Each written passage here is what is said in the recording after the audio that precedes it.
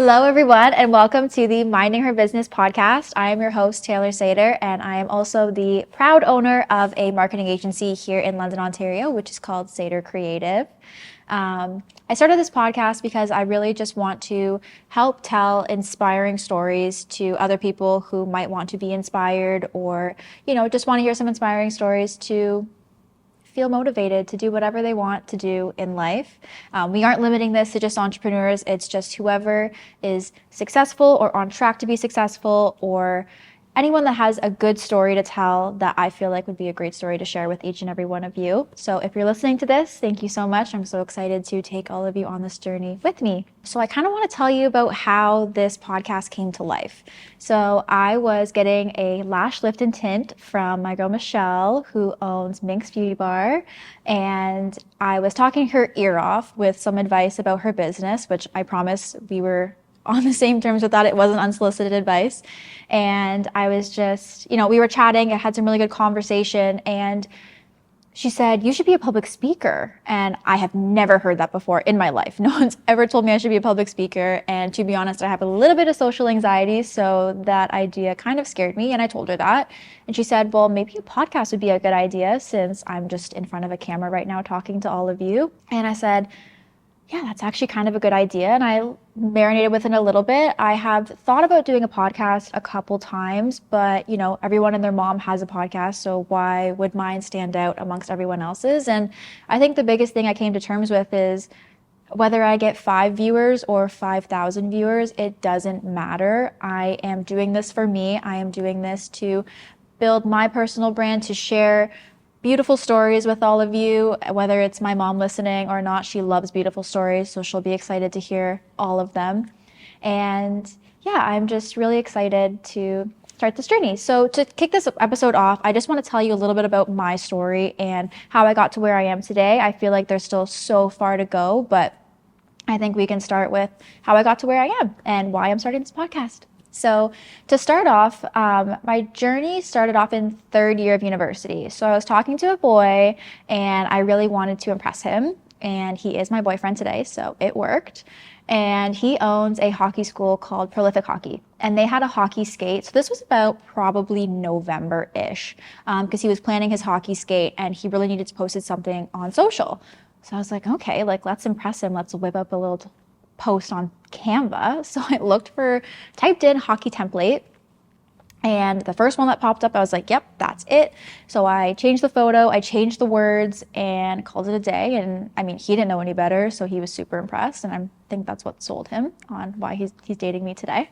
And anyway, so it kind of took a backseat after that. He didn't need many social posts after, so I was kind of useless. And fast forward to about 4th year of university, I was serving. I had served for most of my university career, and I was kind of over it.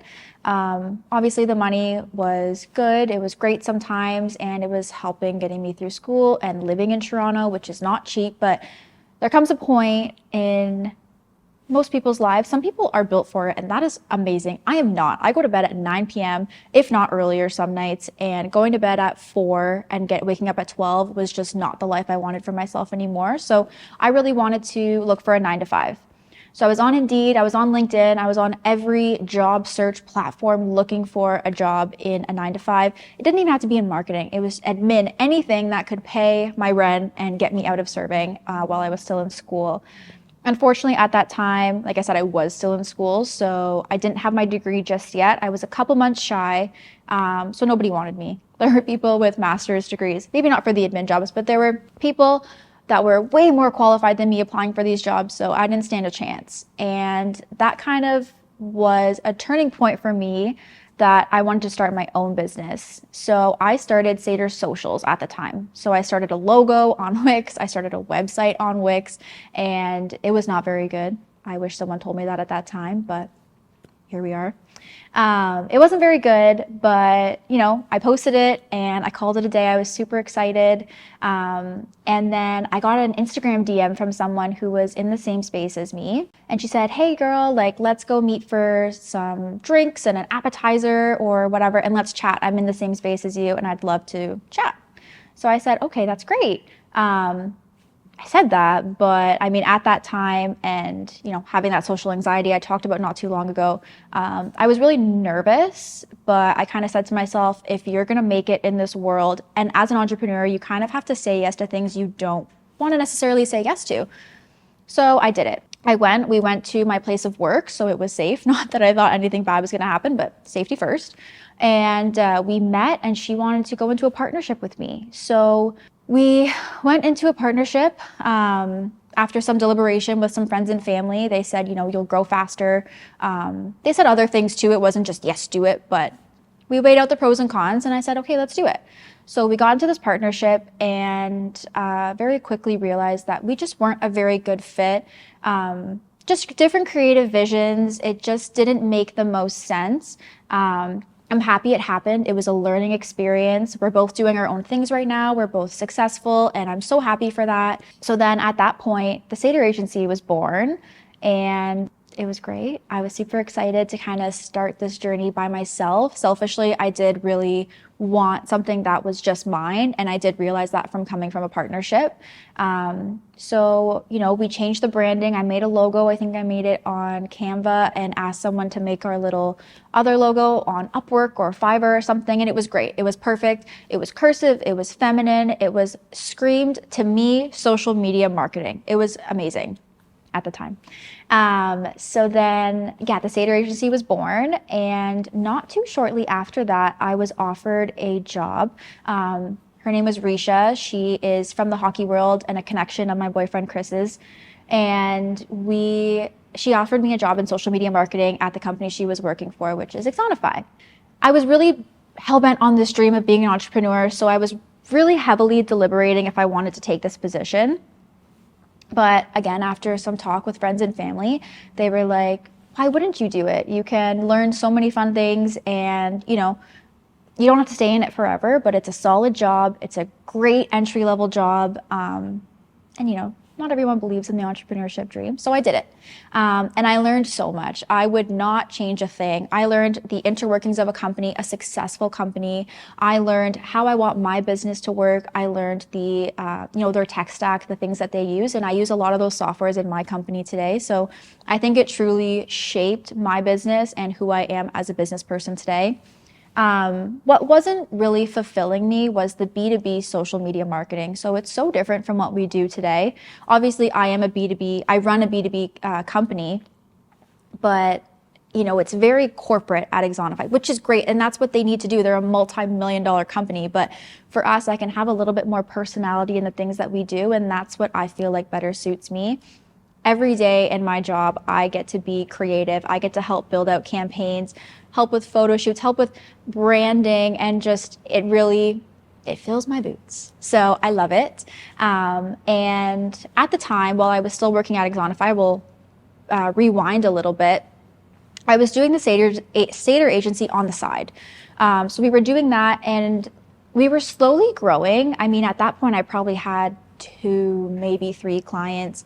And as I was working at Exonify and still posting on the side and scheduling posts and going to shoots on the weekend and after 5 and just trying to, build up my company while having a full-time job, the clients started rolling in, and it was great. So I had to hire my first freelancer, which is Ella.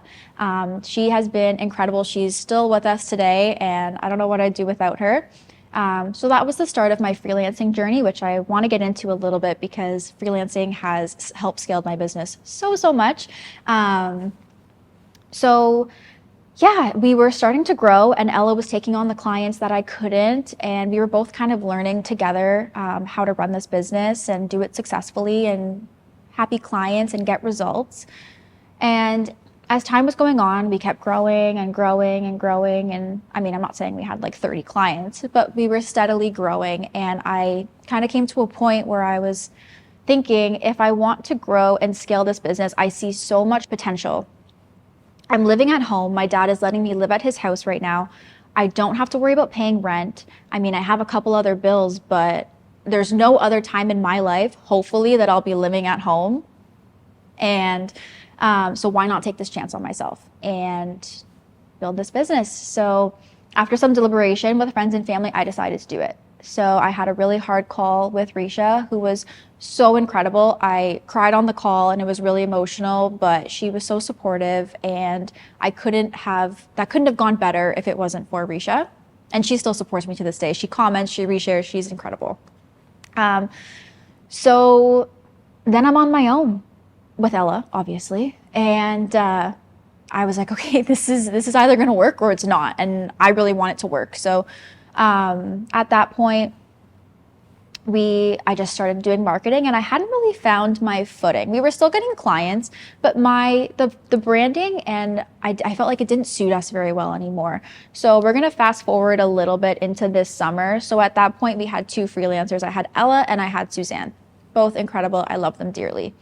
And the branding was off to me. It just didn't scream what I wanted. It was very feminine, and I didn't want to only work with women-owned business. I love women entrepreneurs. I love them so much. We work so well together. But I didn't want to limit myself to that, because there's so many other jobs that we could do and businesses we could work with that I wanted to work with that weren't necessarily run by women. So I felt like our current branding might not resonate if I'm going to pitch a 50-year-old man CEO. He might not want to work with the Sater agency with a cursive little TSA on it. So I worked with a graphic designer, and we came up with a design that I felt better suited the direction I wanted to go in with my business. And ever since, whether it's been the rebrand or not, I feel like it also lit a fire under my bum to keep working really hard. But I have not looked back. I am so excited. I love where my business is at today. I have an incredible team of freelancers that work with me, and I wouldn't be able to scale to where we are today. My biggest challenge as an entrepreneur and where I wanted this business to go was, we were a social media marketing agency, and that's all we were doing. It's the only service people wanted us for. And I wanted to be a marketing agency. I want to be a full service agency. I want to offer photography, branding, web design, social, everything. And today, with our team of freelancers, we are able to offer that. And I feel like our clients are just so happy with what we can do. And I'm not going to talk your ear off about, how much I love my business, because I will do that throughout the course of this podcast. But that's a little bit about me, and I couldn't be happier. If you've stuck around this long, thank you. And I can't wait for you to meet all these incredible guests we're going to have on the podcast. And until then, I will be minding my business, and we'll see you on the next episode. Bye.